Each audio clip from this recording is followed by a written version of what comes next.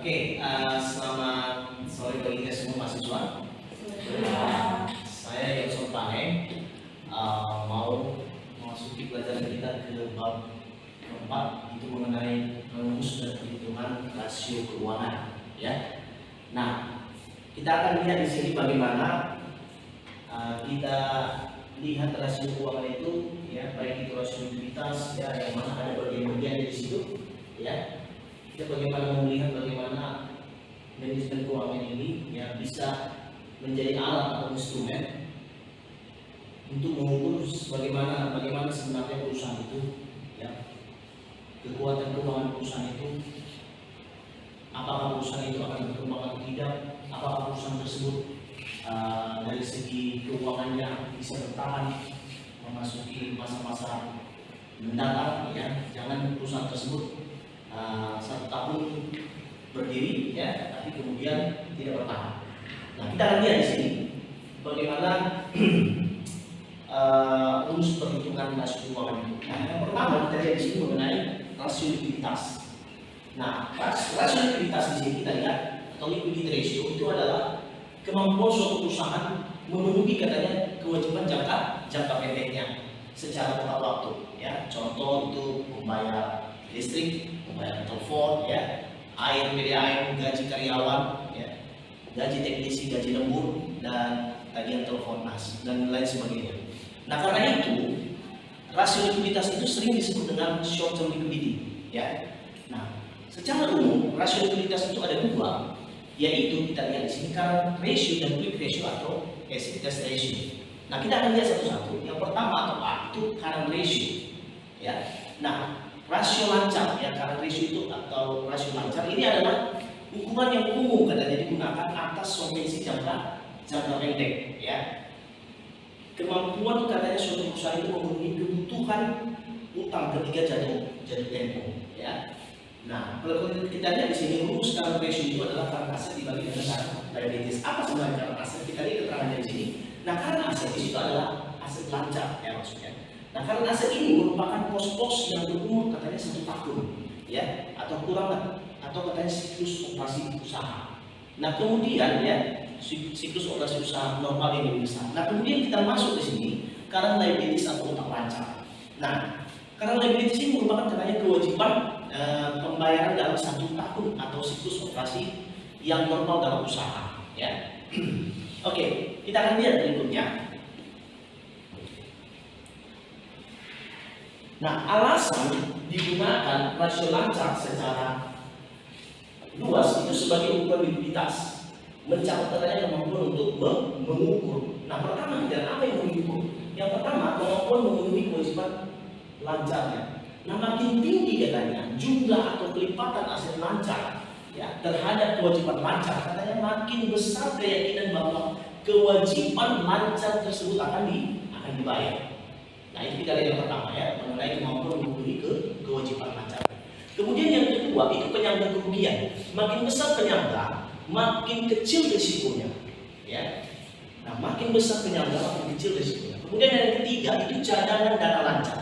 Nah, rasio lancar ini mengukur, ya, ini merupakan katanya ukuran tingkat keamanan terhadap ketidakpastian.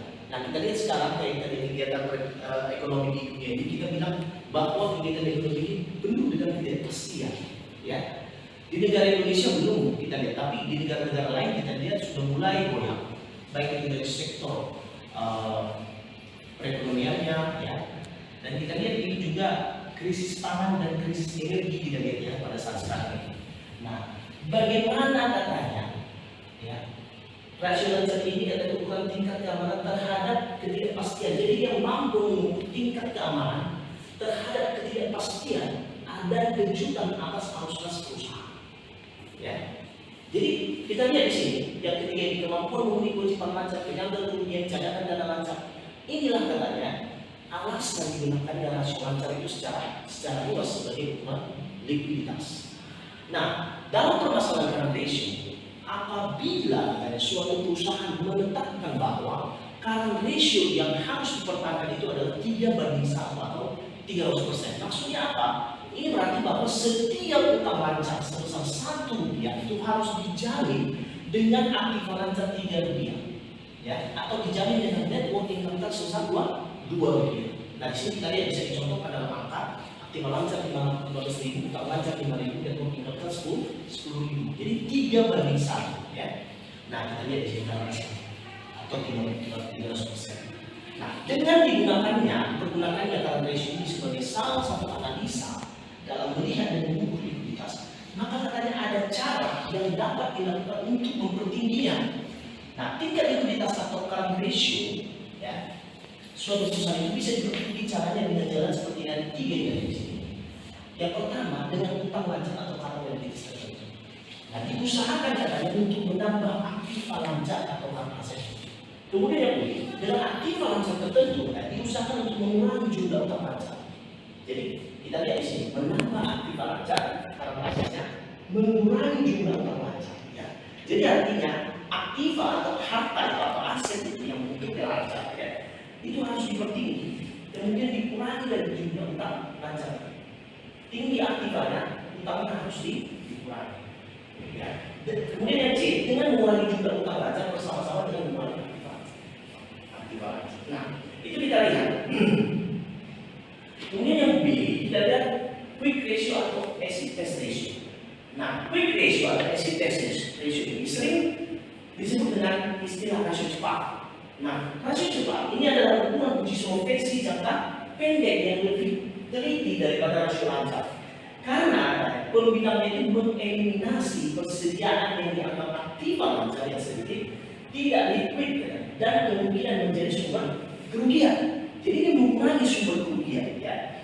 Nah, jadi kita lihat di sini rumusnya, ya. Quick ratio atau acid test ratio karena aset dikurang dengan inventory dibagi current liabilities, ya. Jadi kalau kita lihat di sini bahwa rasio cepat ini untuk mengukur solvensi jangka pendek. Nah, mengeliminasi persediaan dan dianggap aktiva lancar itu sedikit tidak liquid dan kemungkinan menjadi sumber kerugian. Nah, kita lihat di sini ada inventory persediaan maksudnya. Nah, persediaan ini terdiri dari persediaan allokator atau supplies, kemudian persediaan bahan baku atau raw material, persediaan barang dalam proses atau in process goods, ya, dan persediaan barang jadi atau finish goods. Tujuannya apa? Tujuan manajemen persediaan ini adalah mengadakan persediaan yang dibutuhkan untuk operasi yang berkelanjutan, ya, berkelanjutan, sustainable, ya, berkelanjutan pada biaya yang minimum. Nah, itu kita lihat mengenai quick ratio atau acid test ratio. Kemudian masuk ke teknik C, net working capital ratio. Nah, ini adalah rasio modal kerja bersih. Nah, modal kerja ini merupakan suatu ukuran dari likuiditas perusahaan, ya. Sumber modal kerja ini adalah pendapatan bersih, peningkatan kewajiban yang tidak lancar, kenaikan ekuitas pemegang saham dan penurunan aktiva yang tidak benar. Nah, kita lihat di sini rumus net working capital itu adalah current asset dikurang dengan liabilities. Nah, kemudian kita lihat di sini ada cash flow liquidity ratio. Nah, cash flow liquidity ratio ini disebutkan dengan rasio likuiditas arus kas. Dan rasio likuiditas arus kas ini menggunakan pembilang sebagai suatu perkiraan sumber kas.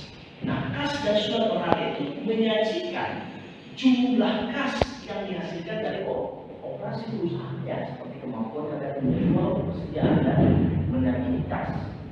Yang perlu dengan diingat katanya, rasio likuiditas arus kas ini bahwa jika rasio ini terjadi peningkatan, maka itu akan menunjukkan kemampuan perusahaan dalam mengatasi berbagai masalah. Ya.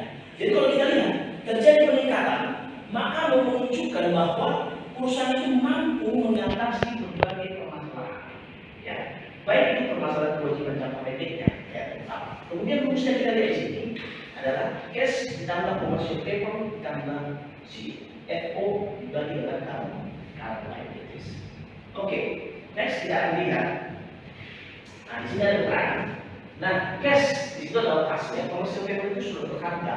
Ya, contohnya adalah saham, stok, obligasi atau bonds, ya, dan sejenisnya. Nah, kita lihat di sini ciri-ciri surat berharga tersebut adalah terjelaskan dalam nama penerbitnya, ya, jangka waktu pembayaran, nilai nominal, dan berbagai ketentuan lain. Dan pemegang commercial paper ini memiliki hak atas apa yang terjelaskan di sini, ya. Nah, Kalau kita lihat di sini, komersial paper ini juga diterbitkan melalui suatu lembaga yang resmi yang disahkan oleh pemerintah, ya, seperti Bursa Efek Indonesia. Nah, ada juga syarat penerbitannya yang bisa diatur dan jelas, ya. CFO ini cash flow operating activities, ya. Cash flow operating activities ini disebut juga dengan arus kas dari aktivitas operasi, ya. Perolehan ini berasal dari berbagai aktivitas operasi perusahaan. Nah, di mana katanya perolehan ini selanjutnya ini masuk ke dalam kas, ya, masuk ke dalam kas perusahaan dan telah menambah nilai kas. Nah, kemudian yang kedua kita masuk kepada rasio leverage, ya. Nah, rasio leverage ini mengukur seberapa besar sebenarnya perusahaan itu dibiayai oleh utang, ya. Nah, perusahaan itu rupanya dibiayai oleh utang. Jadi seberapa besar sebenarnya perusahaan itu bisa berdiri karena dibiayai oleh utang. Nah, penggunaan utang yang terlalu tinggi, ingat, ya, penggunaan utang yang terlalu tinggi ini akan membahayakan. Kenapa membahayakan? Ya, karena perusahaan itu akan masuk dalam kategori extreme leverage atau utang yang ekstrim. Ya, yaitu menandakan perusahaan itu terjebak dalam tingkat utang yang tinggi dan sulit untuk melepaskan beban. Ya, sulit melepaskan beban utang tersebut.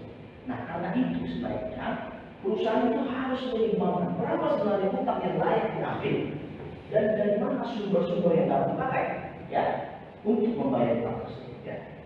Berapa sih sebenarnya utang yang perlu digunakan oleh perusahaan? Berapa persen? Dan apa untuk membayar? Sumber-sumber dari mana untuk membayar? Nah, kalau kita pelajari sebenarnya untuk perusahaan atau misalnya suatu negara itu 40%, ya, maksimal dari total asetnya sebenarnya. Dan perusahaan juga seperti itu. Utang itu sebenarnya 40% dari total asetnya. Itulah yang banyak. Tapi kalau sudah lebih, jadi dikatakan mulai sakit, ya, perusahaan tersebut. Nah, begitu juga kita lihat. Nah, rasio leverage secara umum itu ada 8, ya. Yang pertama adalah debt to total asset atau debt ratio, ya. Di mana rasio ini disebut juga dengan rasio yang melihat perbandingan utang perusahaan dengan rumus total liability sebagai dengan total aset, ya. Total liability itu adalah total utang, total aset sebenarnya sama dengan total hak. Oke, kita lihat kemudian, ya. Yang B kita lihat di sini debt to equity ratio. Nah, debt to equity ratio ini dapat didefinisikan sebagai ukuran yang dipakai dalam menganalisa laporan keuangan, ya, untuk memperlihatkan besarnya jaminan yang tersedia untuk kreditor, ya. Nah, kita lihat rumusnya di sini. Total liabilities dibagi dengan total shareholders equity. Nah, total shareholders equity ini adalah total modal sendiri. Nah, shareholders equity ini diperoleh dari total aset dikurangi dengan total utang. Nah, kita lihat di sini ada debt ratio, debt equity. Jadi semakin rendah debt ratio dan debt equity ini semakin baik karena aman bagi kreditor saat likuidasi. Nah, kemudian kita masuk kepada time interest term. Nah, ini sering disebut juga dengan rasio kelipatan. Nah, kita lihat ada sekian rumusnya. Earning before interest and tax dan, ya, earning before interest and tax dibagi dengan interest expense, ya. Nah, di sini kita lihat keterangan earning before interest tax atau EBIT ini laba sebelum bunga dan pajak. Interest expense ini beban bunga. Nah, interest expense ini adalah biaya dana pinjaman pada periode yang berjalan. Nah, untuk, ya, memperlihatkan, ya, pengeluaran uang dalam laporan laba rutin. Jadi makin tinggi katanya kelipatan pembayaran bunga itu makin baik. Namun, jika sebuah perusahaan itu menghasilkan laba yang tinggi tetapi tidak ada arus kas dari operasi, ya, maka arus kas ini menyesatkan dan membutuhkan uang tunai untuk membayar bunga. Nah, kita lihat di sini ada rumus interest yang lainnya, laba operasi dibagi dengan beban bunga, ya. Kemudian kita lihat di sini ada di cash flow coverage. Nah, di sini rumusnya, ya, kita lihat di sini aliran kas masuk ditambah depreciation, ya, dibagi fixed cost plus dividen saham preferred per 1 kurang tax atau pajak. Nah, depreciation itu penyusutan, fixed cost itu beban tetap dan tax itu adalah pajak. Oke. Nah, penyusutan, ya, ini adalah penurunan nilai secara berangsur-angsur ya. Nah, penurunan nilai ini terjadi pada berbagai jenis barang ya, seperti gedung, kendaraan, peralatan kantor, dan berbagai inventaris lainnya ya. Nah, bagi suatu perusahaan, penurunan nilai barang ini dapat diperlambat. Caranya bagaimana?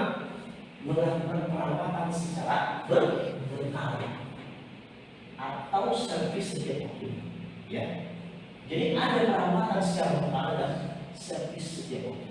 Nah, itulah untuk memperlambat penurunan nilai atau penyusutan.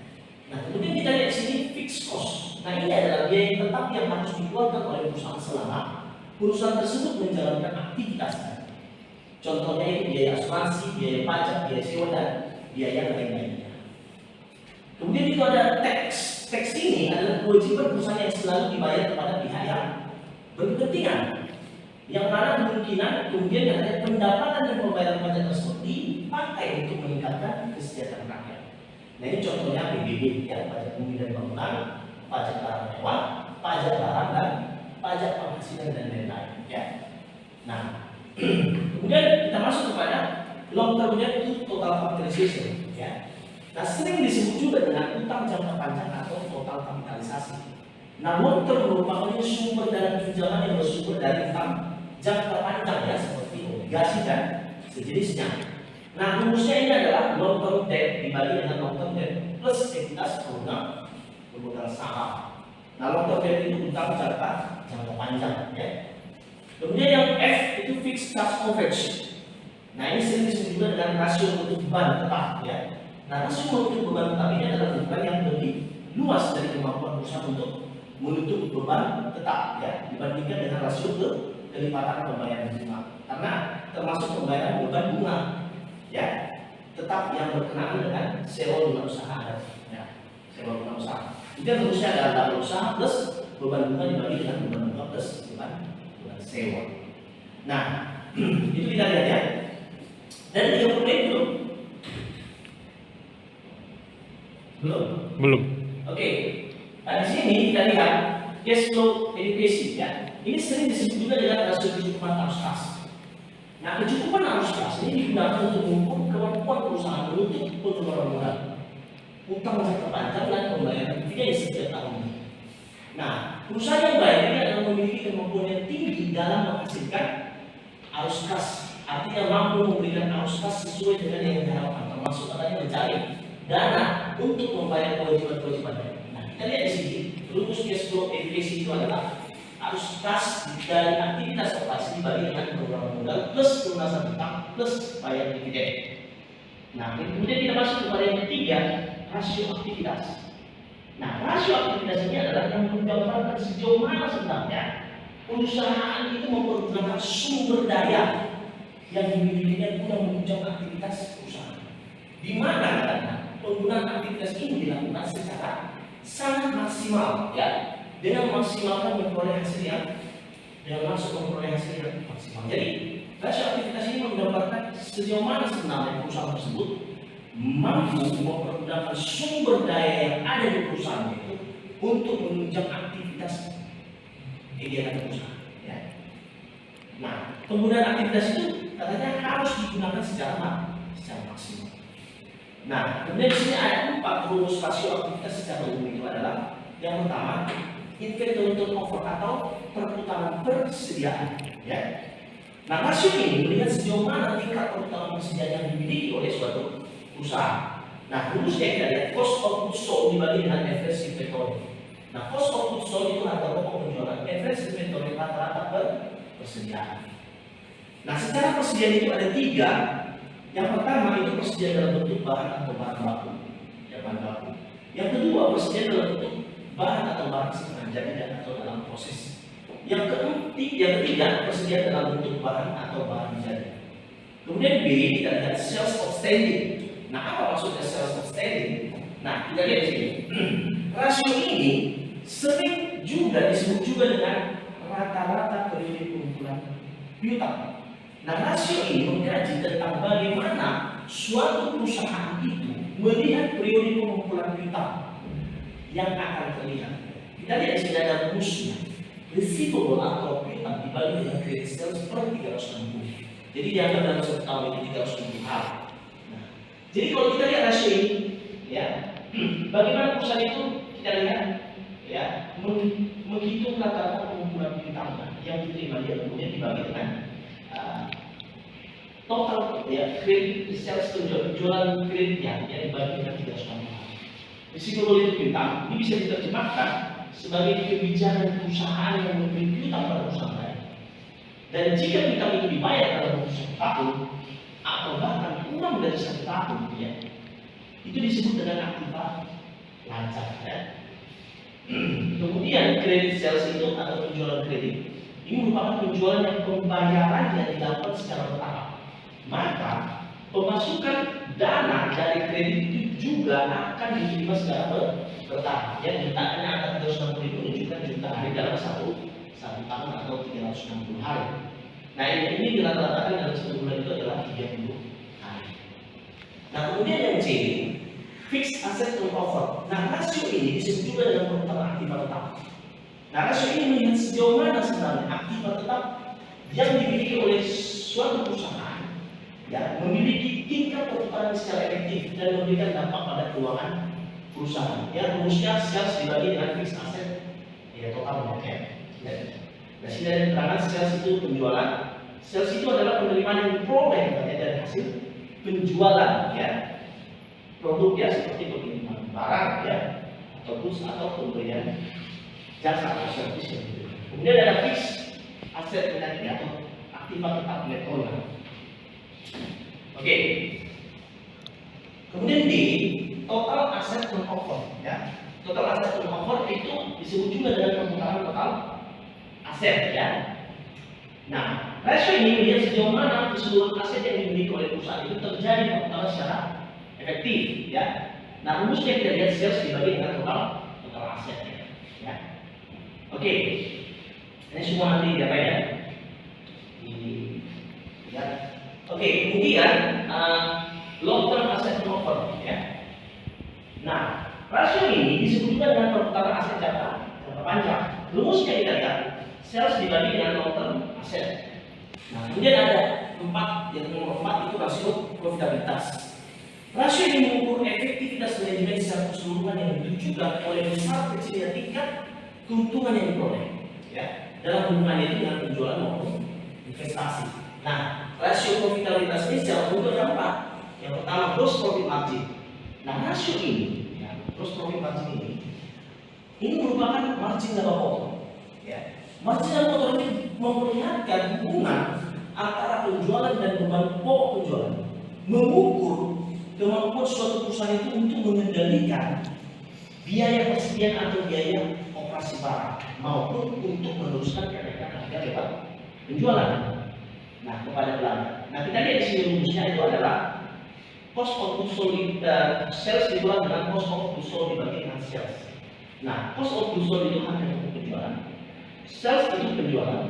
Nah, untuk data cost of goods sold dan sales itu bisa kita lihat pada income statement atau laporan laba rugi. Nah, kemudian ada net profit margin yang B, ya. Nah, rasio ini disebut juga dengan rasio pendapatan terhadap penjualan. Margin laba yang tinggi adalah lebih disukai karena menunjukkan bahwa perusahaan itu mendapatkan hasil yang baik yang melebihi harga pokok penjualan. Ya. Kemudian rumusnya kita lihat di sini, earning after tax atau EAT dibagi dengan sales atau net profit dibagi dengan sales.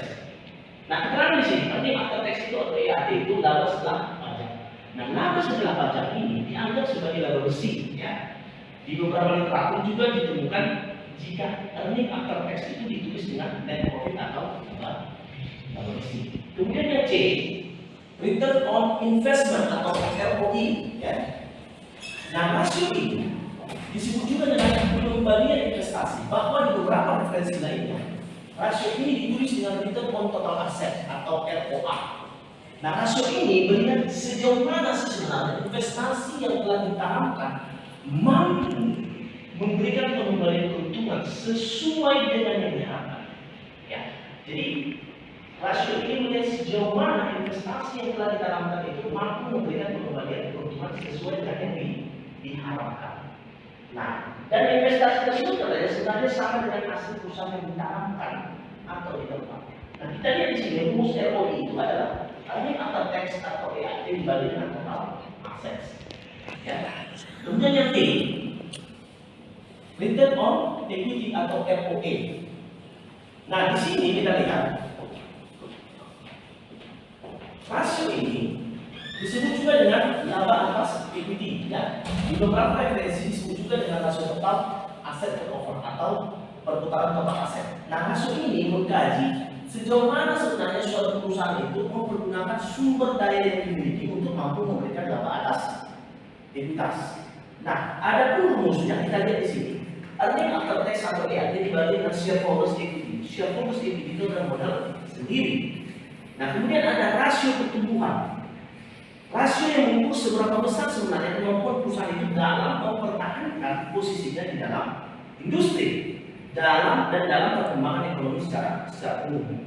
Yang umum dilihat dari rasio ini dari berbagai segi yaitu earning after tax, laba, dividen, dan harga pasar per lembar saham. Oke, itu kita lihat ya yang di. Kemudian yang kelima ya, rasio pertumbuhan. Nah, rasio pertumbuhan ini rasio mengukur seberapa besar sih sebenarnya kemampuan perusahaan itu dalam mempertahankan posisinya di dalam industri tadi ya. Oke, ini tadi sudah kita bahas. Kemudian masuk kita ke 6, ya, nomor 6, rasio nilai pasar. Nah, rasio yang menggambarkan katanya kondisi yang terjadi di pasar. Nah, rasio ini mampu katanya memberikan pengalaman bagi pihak manajemen perusahaan terhadap kondisi penerapan yang akan dilaksanakan dan dampaknya pada masyarakat. Nah, kita lihat di sini ada yang A, earning per share atau EPS.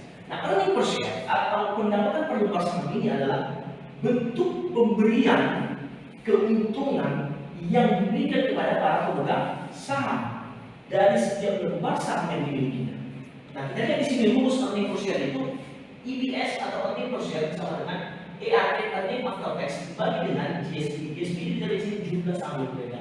EPS itu earning per share atau pendapatan per lembar saham, EAT itu earning after tax atau pendapatan setelah pajak. Nah, kemudian B kita lihat price earning ratio atau PER ya, PER ini ya, atau rasio harga laba. Nah, bagi para investor, semakin tinggi katanya price earning ratio-nya, maka pertumbuhan laba yang diharapkan juga akan mengalami kenaikan. Nah, dengan begitu katanya price earning ratio atau rasio harga terhadap laba ini adalah perbandingan antara market price per share atau harga pasar per lembar saham dengan earning per share atau laba per lembar saham. Nah, kemudian kita lihat sini rumus price earning ratio ini adalah PER sama dengan NPS dibagi dengan EPS. PER itu price earning ratio, NPS itu market price per share atau harga pasar per saham ya. Kemudian EPS itu earning per share atau laba per lembar saham. Oke, kemudian kita lihat berikutnya. Di sini ada contoh soal. PT Lego Pacific ya, menginginkan pada saat melakukan go public ya, memperoleh harga pasar per lembar sahamnya itu adalah sebesar Rp12.000 dan mengharapkan laba per lembar sahamnya itu adalah sebesar Rp315. Maka berdasarkan rumus yang kita lihat tadi ya, dapat membentuk price earning ratio-nya adalah sebagai berikut. Nah, ini kita rumusnya 12.000. Nah, ini 12.000 ini kita harga pasar per lembar saham 12.000 dibagi dengan 315 itu adalah laba per lembar sahamnya. Tadi 12.000 itu adalah harga pasar per lembar sahamnya dibagi dengan laba per lembar sahamnya itu sebesar 315. Jadi totalnya adalah 38. Maka price earning ratio yang diperoleh itu adalah sebesar 38 kali. Ya. Kemudian masuk kita kepada yang C berikutnya, book value per share atau BVS ya. Nah, rumus dari book value per share ini atau harga pokok per saham ini adalah total shareholders equity kurang dengan preferred stock dibagi dengan common share outstanding. Nah, keterangan yang ada total shareholders equity ini total modal sendiri. Ya, preferred stock ini saham istimewa. Common share outstanding ini adalah saham biasa yang beredar. Kemudian ada D, price book value atau PBV. Ini rumus price book value atau PBV ini adalah market price per share dibagi dengan book value per share. Oke, begitulah pelajaran kita hari ini ya. Berikutnya kita akan sambung lagi di waktu yang mendatang. Ya, untuk tugas nanti akan saya bagikan kepada mahasiswa dan pelajaran kita hari ini sampai sekian ya. Terima kasih. Selamat sore.